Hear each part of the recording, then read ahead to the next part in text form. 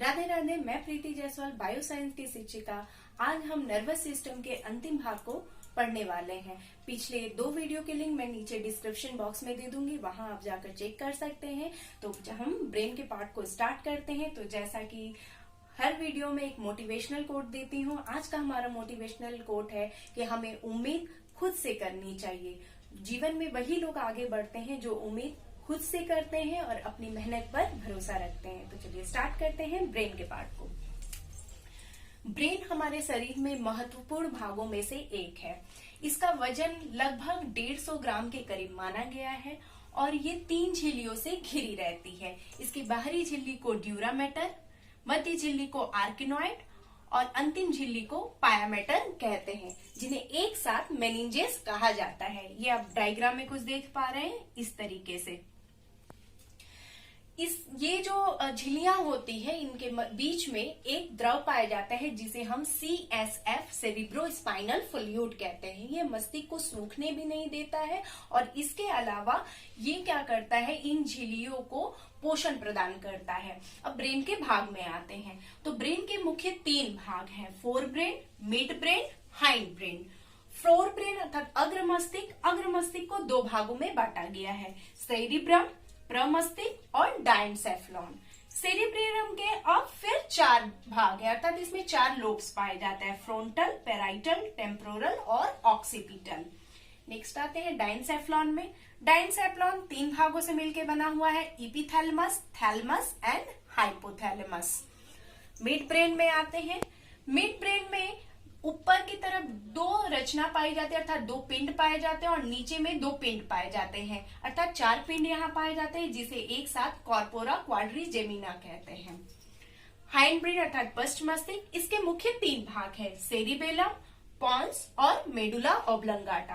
तो ये हुआ ब्रेन का, हम भागों को मैंने जो चिन्हित किया उसे बताया। थोड़ा सा पहले शुरू में डिफिकल्ट लगेगा, आप जैसे जैसे वीडियो आप देखते जाएंगे समझेंगे। आई एम 100% श्योर आपको बहुत ही ये इजी वे में आप समझ पाएंगे। तो चलिए फोर ब्रेन और सेरिब्रम पे आते हैं। तो सेरिब्रम क्या है, ये मस्तिष्क का लगभग 80% भाग है और बहुत ही बड़ा भाग है। ये क्या होता है, 2 हाफ्स में बटा हुआ होता है, जिसे हम सेरिब्रल हेमिस्फीयर कहते हैं। 2 भाग में बटा होता है और आपस में ये क्या होता है, बहुत सारे नर्व फाइबर से जुड़ा हुआ होता है, जिसे हम कॉर्पस कॉलोसम कहते हैं। इनको मतलब 2 हाफ्स को ये जोड़कर रखती है नर्व फाइबर। अब ये काम कैसे करती है, तो जैसे मान लीजिए ये हमारा, ये मैंने ये जो उंगलियां हैं इसको फोल्ड कर लिया, ये हमारा ब्रेन का अंदरूनी सिरा है और मान लीजिए ये पार्ट है। तो ये 2 हाफ्स क्या करता है, जो हम इसका राइट वाला पार्ट है ये बॉडी के लेफ्ट भाग को कंट्रोल करता है और जो इसका लेफ्ट भाग है वो बॉडी के राइट भाग को कंट्रोल करता है।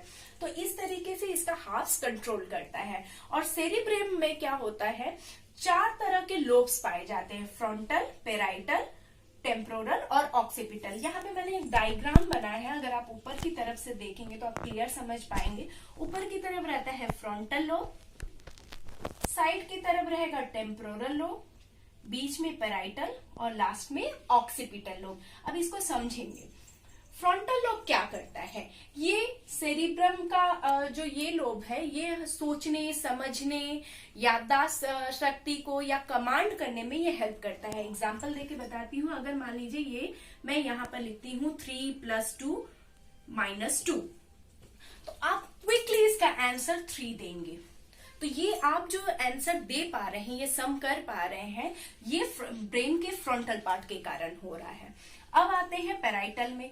ये क्या करता है, स्वाद के बारे में हमें जानकारी देता है, ठंडा, गर्म या पीड़ा का अनुभव हमें ये पेराइटल लोब करवाता है।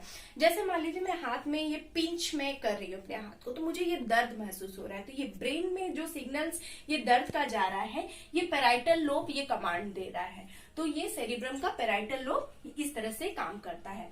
टेम्पोरल लोब क्या करता है, हम बोलकर, सुनकर जो याद रखते हैं मेमोरी में, वो टेम्पोरल पार्ट करता है। जैसे मान लीजिए 2 × 1 = 2, 2 × 2 = 4, 2 × 3 = 6, 2 × 4 = 8। ये जो हम लर्न कर रहे हैं, ये याद कर रहे हैं हम इतनी देर से, तो ये जो हम लर्न कर रहे हैं, ये हमें अभी तक मेमोरी में है, या हम कोई गाने के बोल सुनते हैं और वो हमें याद हो जाते हैं, ये हमारा टेम्पोरल पार्ट करता है ब्रेन का। अब आते हैं ऑक्सीपिटल में। ऑक्सीपिटल क्या करता है, ये रंगों का अनुभव हमें करवाता है, कलर मूवमेंट करवाता है। जैसे इसका भी मैं एग्जांपल बताती हूँ। जैसे मान लीजिए ये बॉल है, इसमें बहुत सारे कलर हैं, तो आप तुरंत आप मस्तिष्क से ये बता पा रहे हैं ये रेड है या ग्रीन है, या मैं इसको बड़ा कर रही हूँ या छोटा कर रही हूँ, ये आप बता पा रहे हैं। ये टोटली ऑक्सीपिटल के कारण ये हो रहा है।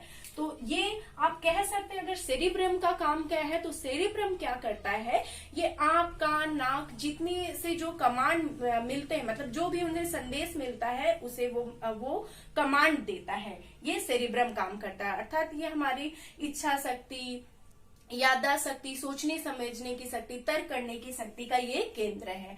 अब सेरिब्रम में भी बहुत लोग कहा गया है कि ये जितना ऐठा हुआ होता है, लोगों की इंटेलिजेंसी पावर जो होती है वो बहुत ज्यादा होती है। अब कैसे, ये भी मैं एग्जांपल से बता दूं। जैसे मैंने ये बताया शुरू में, ये अखरोट के जैसा दिखने में लगेगा, तो ये कुछ इस तरीके से ऐठा हुआ रहता है। तो जितना इसका सरफेस एरिया ज्यादा रहेगा उतना न्यूरॉन्स इसके अंदर ज्यादा रहेगा, और जितना न्यूरॉन्स रहेगा उतना आईक्यू लेवल आपका ज्यादा रहता है। अब आते हैं हम डायनसेफ्लॉन में। डायनसेफ्लॉन ये क्या रहता है, ये प्रमस्तिष्क के ठीक नीचे में ये पाया जाता है, जिसे हम डायनसेफ्लॉन, या मैं डी करके कर रही हूँ, ये है डायनसेफ्लॉन, इसे कहते हैं। ये 3 भाग से मिलकर बना हुआ है, एपिथैलेमस, थैलेमस और हाइपोथैलेमस। इसके ऊपर में एपिथैलेमस पाया जाता है। एपिथैलेमस से यहाँ पर मैंने एक पॉइंट किया है, मेलाटोनिन नामक हार्मोन स्रावित होता है, और इस एपिथैलेमस में ही पीनियल बॉडी लगी हुई रहती है। थैलेमस क्या करता है, ये हमारे शरीर में ताप का नियंत्रण करता है, जो हमारे इमोशंस है उसको कंट्रोल करता है, पीड़ा को कंट्रोल करता है, ये थैलेमस पार्ट करता है। हाइपोथैलेमस ये बहुत ही इंपॉर्टेंट है। हाइपोथैलेमस क्या करता है, ये डायनसेफ्लॉन के सबसे नीचे फ्लोर पे, मतलब फ्लोर की तरफ ये पाया जाता है, नीचे की तरफ। ये क्या करता है, ताप को नियंत्रित करता है हमारे शरीर में।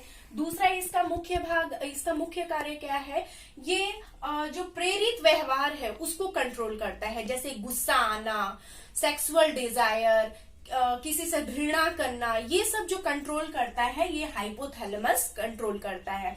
इसके अलावा इसमें पिट्यूटरी ग्लैंड पाए जाते हैं। मैं यहाँ पिट्यूटरी लिख दे रही हूँ, बहुत इंपॉर्टेंट है। इसमें पिट्यूटरी ग्लैंड पाए जाते हैं, मतलब पिट्यूटरी ग्लैंड इससे जुड़ी हुई होती है, जिसके कारण ये शरीर में जितने भी हार्मोन स्रावित होते हैं उसको कंट्रोल ये करता है। तो ये हुआ हाइपोथैलेमस का फंक्शन। अब आते हैं मिड ब्रेन में।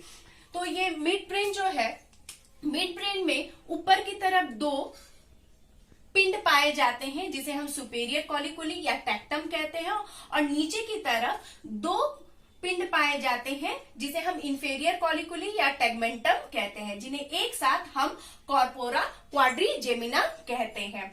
ऊपर वाली जो पिंड है ये देखने का कार्य करने में नियंत्रण करती है, और नीचे वाली जो है ये सुनने के कार्य में कंट्रोल करती है। तो ये हमारा मिड ब्रेन सेक्शन कंप्लीट होता है। अब हम आते हैं हाइंड ब्रेन अर्थात पश्चिम मस्तिष्क में। पश्चिम मस्तिष्क में ये जो सेरिबेलम है, इसे छोटा दिमाग भी कहते हैं, ये तितली के आकार का देखने में होता है।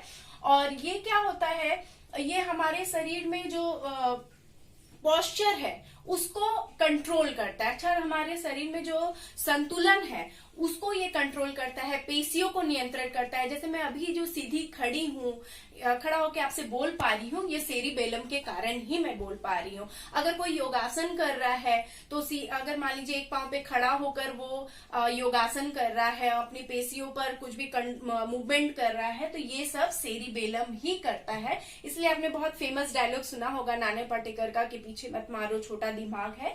दैट्स वाई, क्योंकि ये हमारे बॉडी के संतुलन को कंट्रोल करता है। अब आते हैं हम पॉन्स में।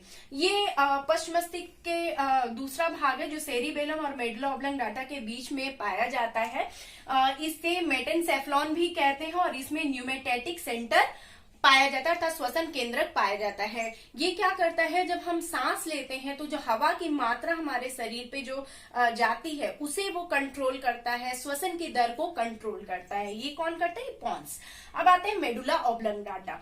मेडुला ऑब्लंगाटा क्या होता है, ये पश्चिम मस्तिष्क का अंतिम भाग है, जिसे हम माइलिनसेफ्लॉन भी कहते हैं। ये क्या भाग है, ये जैसे मान लीजिए ये हमारा हुआ ब्रेन का भाग, अंतिम भाग, और ये हमारा स्पाइनल कॉर्ड, रीढ़ रज्जु। तो ये दोनों आपस में जहां से कनेक्टेड है, इस साइड में, इस भाग को ही हम बोलते हैं मेडुला ऑब्लंगाटा।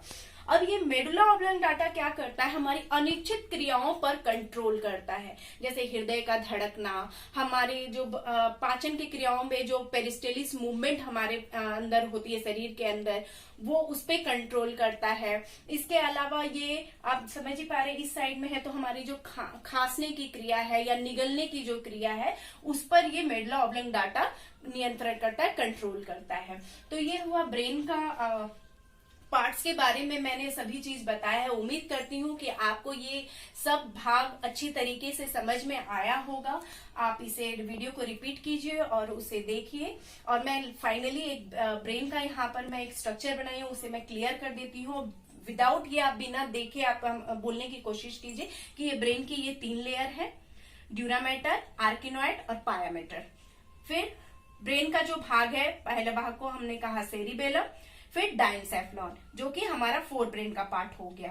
अब आते हैं इसके अंदर, ये मिड ब्रेन है। मिड ब्रेन में 2 ऊपर में कॉलिकुली पाई जाती है, 2 नीचे कॉलिकुली पाई जाती है। ऊपर वाली को हमने सुपेरियर कॉलिकुली और नीचे वाली को इंफेरियर कॉलिकुली कहते हैं।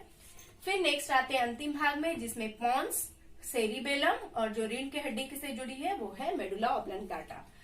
तो दैट्स इट, थैंक यू। अगर आपको वीडियो पसंद आए तो इसे जरूर शेयर कीजिए अपने दोस्तों के साथ, और कुछ भी क्वेश्चन हो तो नीचे कमेंट करना ना भूलें। Thank you.